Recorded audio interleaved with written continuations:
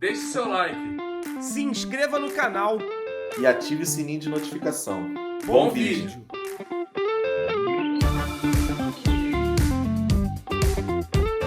Sei lá, é meio estranho avaliar esse time de base. Quando é só base, é muito, muito difícil, cara. Eu vou falar real. Para mim, no geral, foram 4 jogos desperdiçados, né? É que esse último fica a impressão boa por causa dos 5-0, óbvio. É uma vitória que pelo menos pôde deixar o torcedor feliz. Foram 5 gols, 5 comemorações. Mas assim, no final das contas, eu acho que foram 4 jogos jogados fora. Que pouca coisa a gente pode falar na real. Eu acho, por exemplo, o lateral direito burocrático.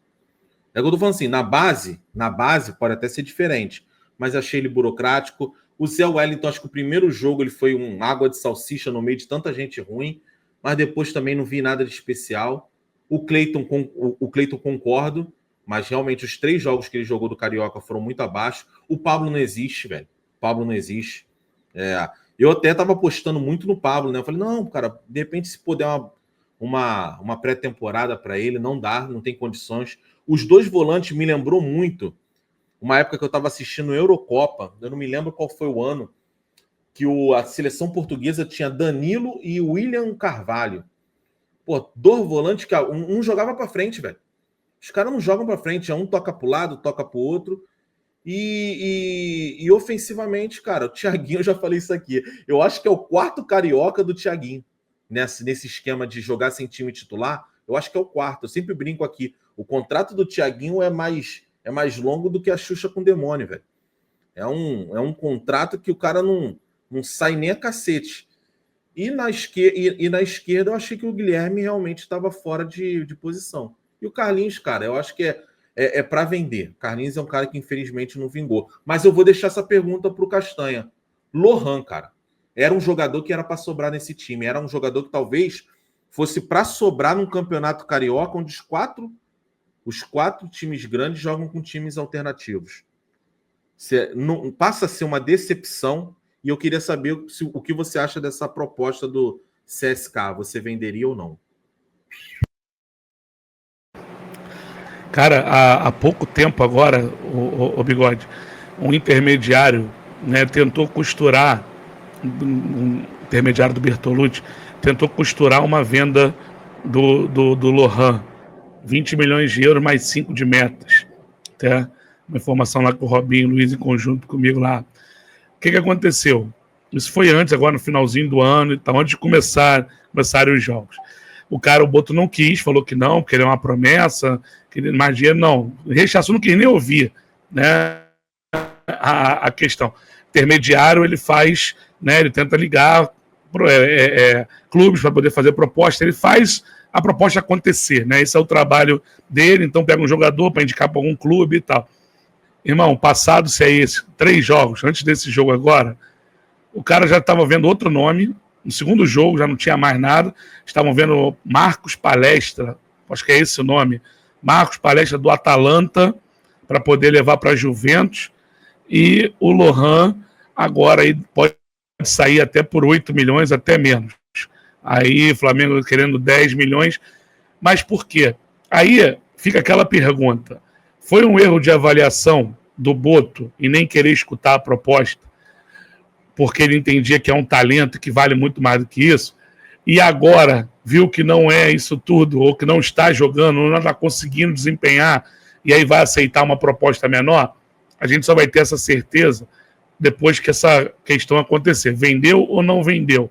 Se vendeu, caiu nessa. Não vai chegar nesse valor que a gente imaginava que ele poderia valer. Agora, se não vender, é porque ele continua, né, apostando que o Lohan pode dar a volta por cima e ainda ser uma grande venda para o Flamengo.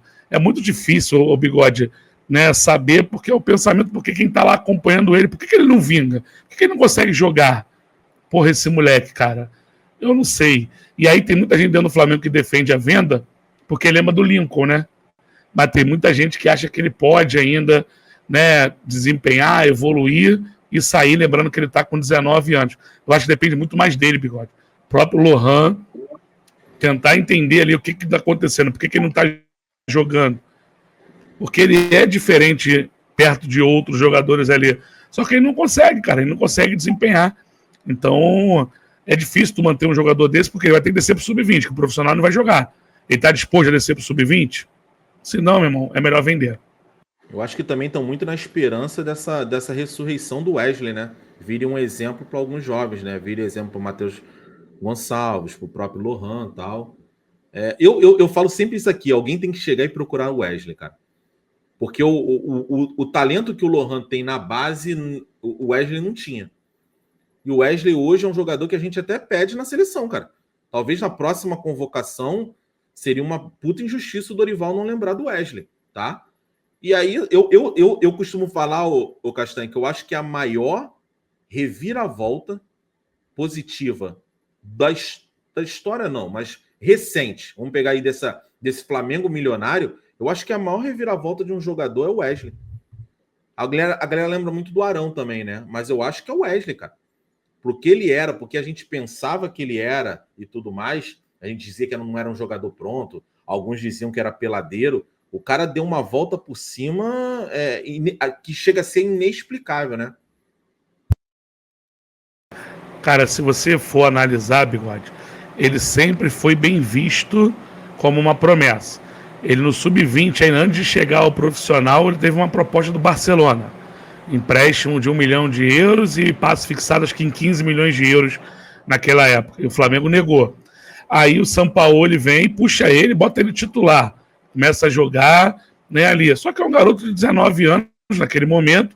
Né, ele tá quantos anos agora? 21? 19, hein? 20 anos, eu não sei. A idade dela serve aí, Cleitinho. Mas ele começa jogando, né? E é lógico que ele vai ser irregular. E ele vai evoluindo, né? Porque ele tem margem para evolução. Por exemplo, defensivamente, ele evoluiu muito. 19. Tá com 19 agora? O Wesley 21, Lohan confirmar, não, 18, faz 19 esse ano. O Wesley 21. Então, o que acontece? Ele melhora bastante defensivamente, né? Hoje ele marca muito bem, ele tem uma recuperação, né, espetacular, né, cara, a transição defensiva. Então, ele precisa melhorar ainda alguns aspectos. Por exemplo, a tomada de decisão, aquele último passo, um contra-ataque. Mas ele tem margem para poder evoluir. E se você vê, né, cara, a gente está no Maracanã lá, pô, assistindo o jogo, aí vem um contra-ataque pro adversário, a forma que ele volta, irmão, que ele recupera, né, um lance, é uma coisa absurda. Então, ele deu uma volta por cima, só que tem um detalhe, né, ele procurou também uma empresa para fazer um trabalho individual com ele, né, corrigir situações dele. Toda vez que acaba o jogo, os caras mandam todo o relatório para ele, do que ele errou, do que ele acertou, o que ele deveria ter feito em cada lance, por passe. Então tudo, ou seja, é um cara que quer evoluir, quer mostrar. Então, acho que por isso que eu falei, vai muito de cada um. Quando eu falei que tem que perguntar pro Lohan o que ele quer da vida dele, é um exemplo do Wesley.